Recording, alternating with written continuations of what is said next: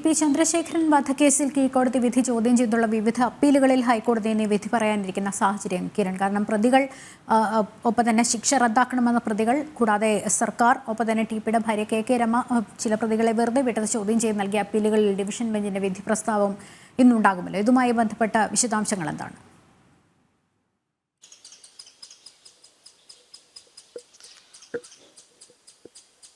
ലക്ഷ്മി, ഏതായാലും ഈ ടി.പി. ചന്ദ്രശേഖരൻ വധക്കേസിലെ കീഴ്ക്കോടതി വിധി ചോദ്യം ചെയ്തുകൊണ്ട് നൽകിയിട്ടുള്ള 3 അപ്പീലുകളാണ് പ്രധാനമായിട്ടും ഇന്ന് ഹൈക്കോടതി പരിഗണിക്കുന്നത്. ഹൈക്കോടതിയിലെ ജസ്റ്റിസുമാരായ കൗസർ എടപ്പകത്ത്, ഒപ്പം തന്നെ ഡോക്ടർ ജയശങ്കരൻ നമ്പ്യാർ, ഇവരുടെ ഡിവിഷൻ ബെഞ്ചാണ് ഇത് സംബന്ധിച്ചുള്ള അപ്പീലുകൾ ഇന്ന് പരിഗണിക്കുന്നത്.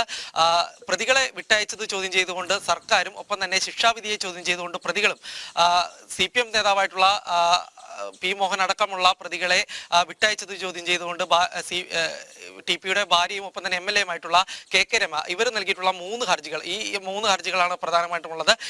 ഇതിലാണ് ഇന്ന് ഏതായാലും വിധി വരിക. നേരത്തെ CPM പ്രവർത്തകരായിട്ടുള്ള പി മോഹൻ അടക്കമുള്ള പ്രതികളെ വിട്ടയച്ചുകൊണ്ട്, അതായത് 24 പ്രതികളെയാണ് ഈ കേസിന്റെ കീഴ്ക്കോടതി വിധിയുടെ ഇടയിൽ ഏതായാലും വിട്ടയച്ചത്.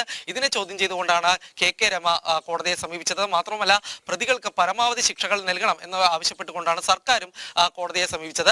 എന്നാൽ ഈ വിധി നേരത്തെ ഇവർ പ്രതി ചേർക്കപ്പെട്ട, അതായത് 12 പേരാണ് ഈ കേസിൽ ശിക്ഷിക്കപ്പെട്ടത്, കീഴ്ക്കോടതി ശിക്ഷിക്കപ്പെട്ടത്. ഏതായാലും ഈ പ്രതികൾ ആരും തന്നെ ഇവർ ഗൂഢാലോചനയുടെ ഭാഗമായിട്ടാണ് തങ്ങൾ പ്രതി ചേർക്കപ്പെട്ടത് എന്നുള്ളൊരു ആരോപണം ഉന്നയിച്ചുകൊണ്ടാണ് ഏതായാലും കീഴ്ക്കോടതി വിധിയെ ചോദ്യം ചെയ്തുകൊണ്ട് ഹൈക്കോടതിയെ സമീപിച്ചിരിക്കുന്നത്. ഏതായാലും ഈ 3 ഹർജികളിലാണ് ഇന്ന് പ്രധാനമായിട്ടും ഹൈക്കോടതി വിധി പറയുക. ലക്ഷ്മി, കിരണാണ് വിവരങ്ങൾ നൽകിക്കൊണ്ട്.